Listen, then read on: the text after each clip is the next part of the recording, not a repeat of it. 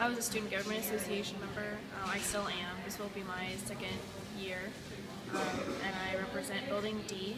And I really like working with people. I'm also a community assistant in Building D on the third floor, the west side. And I really like working with people, and I like getting information from people that will help build a better community on the floor.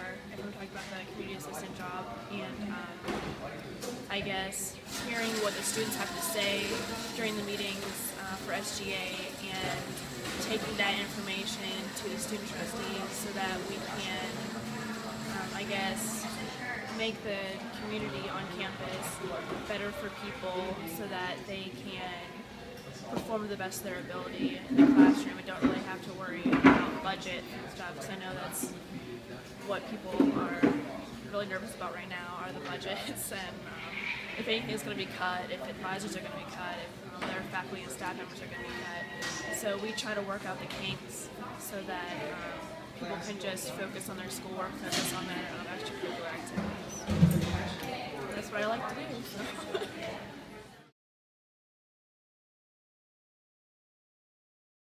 I love the position. Yeah, I love the other trustees that I'm working with. I work closely with Dr. Watson, who is the new Vice President of Student Affairs for the year, and I work closely with Dr. Norton, and they're both very inspiring people.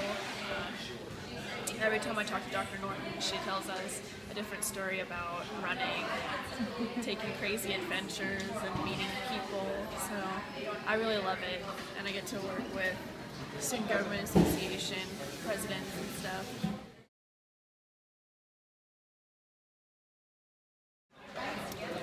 I got a class one time.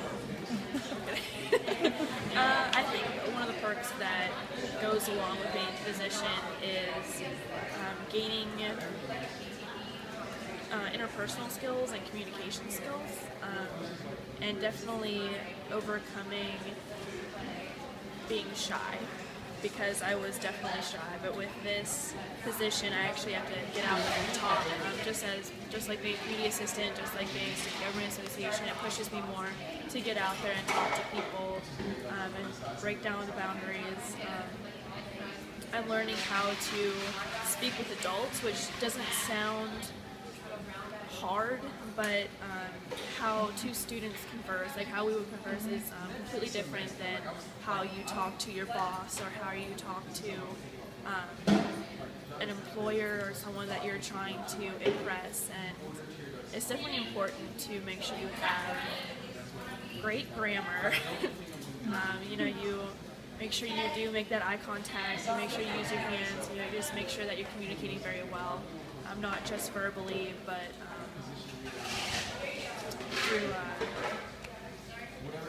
through writing and stuff, because we do converse a lot through emails, and it's extremely important to make sure that you add all the details in. I'm getting a lot of practice.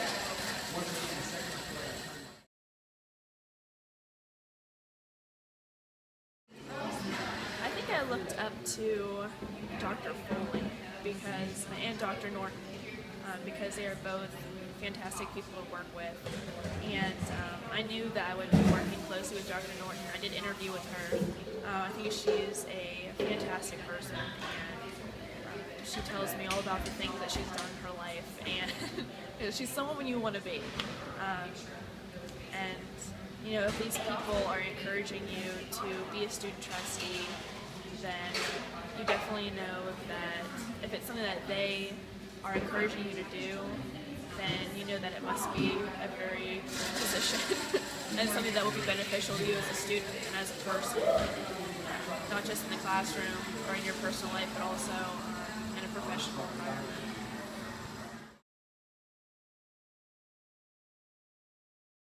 Okay, the most fun thing that I've done was go to Dr. Norton's house.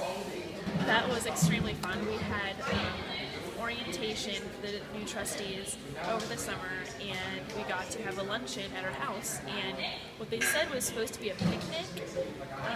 When I think of a picnic, I think of peanut butter and jelly and watermelon and sitting outside, iced tea, but we walked to her house, and her house is amazing, of course, And she has so many stories of all the things that are inside. I saw some nesting dolls, and when I was in the Czech Republic, they had nesting dolls everywhere.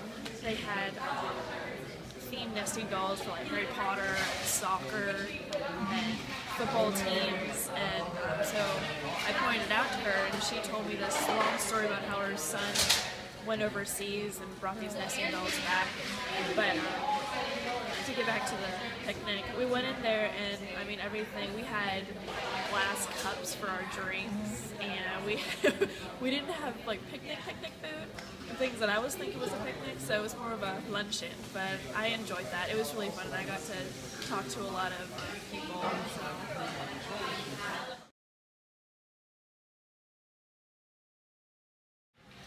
Probably the value of communication.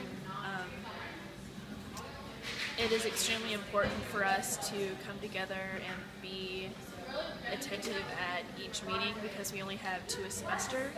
And something that I've learned is that if you have the opportunity to speak up and voice your opinion or give it a suggestion, that is very important to do so when you have the time, because you don't want to, that's when you can explain it to the best of your ability, is when you are there in the moment with the people that you're working with and not over an email, because you won't be able to relay it as well.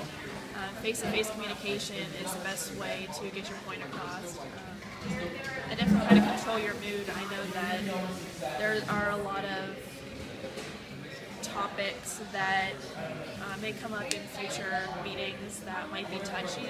I know that the budget was touchy, but I definitely learned how to control my emotions when talking to people and the value of communication.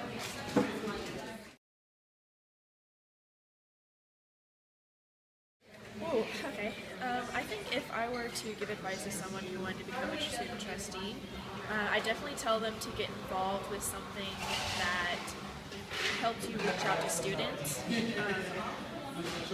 One of the big parts of being a trustee is making sure that you're hearing the opinions and comments and suggestions of the students, and it's just really important to make sure that maybe you would get involved with SGA, because all you do is reach out to people and you hear comments and suggestions, and if you're representing a building, you always hear things that might be improved on campus or something they want to see in an advocacy event. So I think that'd be really important to get involved with things that reach out.